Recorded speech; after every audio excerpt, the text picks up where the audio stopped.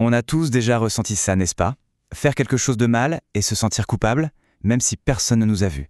C'est cette fameuse petite voix dans notre tête qu'Immanuel Kant a voulu absolument comprendre.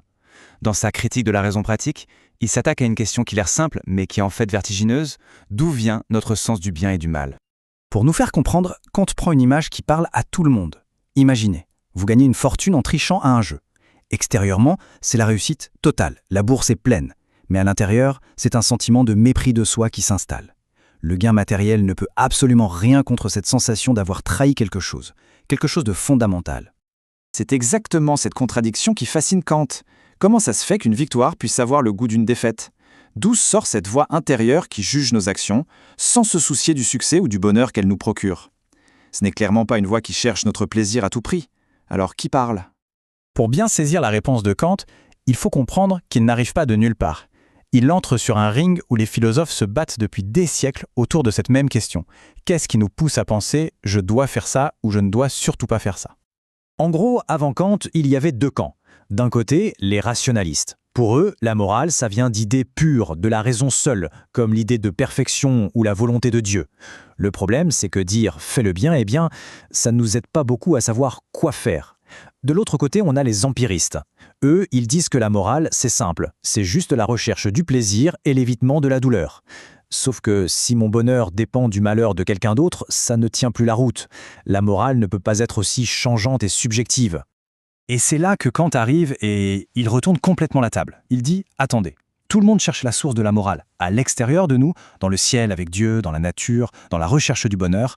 Pour Kant, c'est comme chercher les règles d'un jeu en dehors du jeu lui-même. On a tout simplement regardé au mauvais endroit depuis le début. » La solution de Kant est aussi simple que radicale. Il nous dit « Arrêtez de regarder au dehors.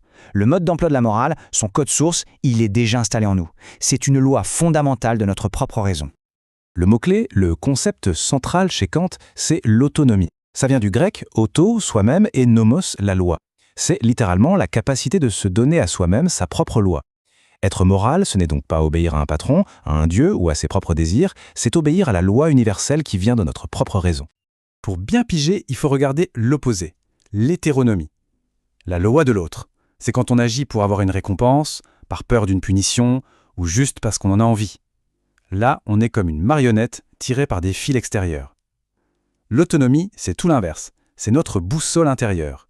On agit par devoir, c'est-à-dire parce qu'on reconnaît que c'est la chose juste à faire, peu importe si ça nous arrange ou pas.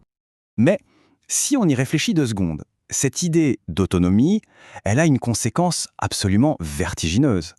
Si on est capable de se donner notre propre loi, si on n'est pas juste des marionnettes, alors ça veut dire une chose fondamentale, une chose immense. Ça veut dire qu'on est libre. C'est bien beau de dire ça, mais comment le prouver? On ne peut pas mettre la liberté sous un microscope, on ne peut pas la mesurer, la science ne peut rien nous dire là-dessus. Alors comment Kant peut-il en être si certain? Eh bien sa réponse est d'une logique implacable.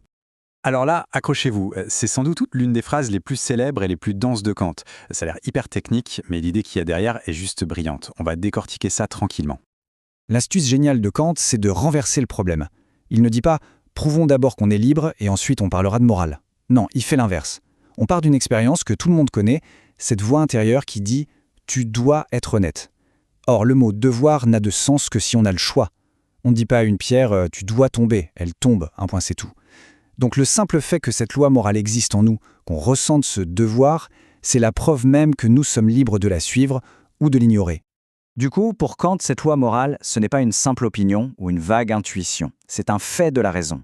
C'est une certitude, aussi solide qu'un fait scientifique, même si elle n'appartient pas au monde physique qu'on peut toucher et voir. En fait, c'est notre seule et unique fenêtre sur une réalité qui dépasse nos 5 sens. D'accord. Donc, on est libre, autonome, on a cette loi morale en nous. Super. Mais au fond, ça nous mène où tout ça? Quel est le but ultime d'une vie morale? C'est ce que Kant appelle le souverain bien. Le souverain bien, c'est un peu l'horizon, l'idéal ultime de la morale. C'est quoi? C'est un monde parfaitement juste. Un monde où la vertu serait toujours, systématiquement, récompensée par un bonheur à sa mesure. Un monde où les gens bons seraient aussi et toujours les gens heureux.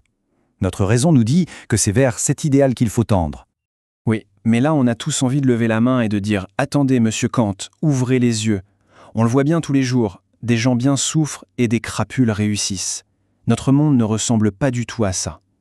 Alors, est-ce que la morale nous demande de courir après une chimère, un rêve complètement impossible? Pour répondre à cette objection, Kant sort un outil philosophique très spécial, les postulats.